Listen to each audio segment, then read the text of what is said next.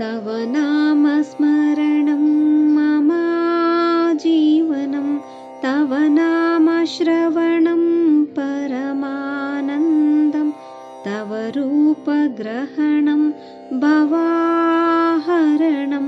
तव पादसेवनं ममारक्षकं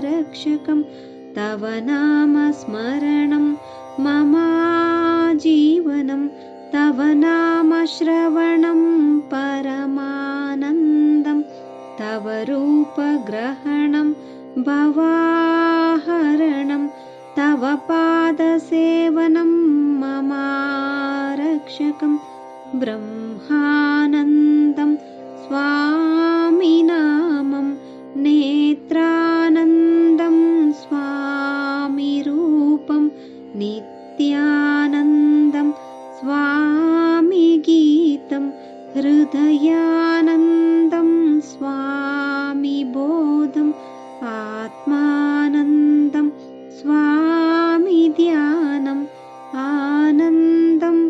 परमानन्दम् आनन्दं परमानन्दम्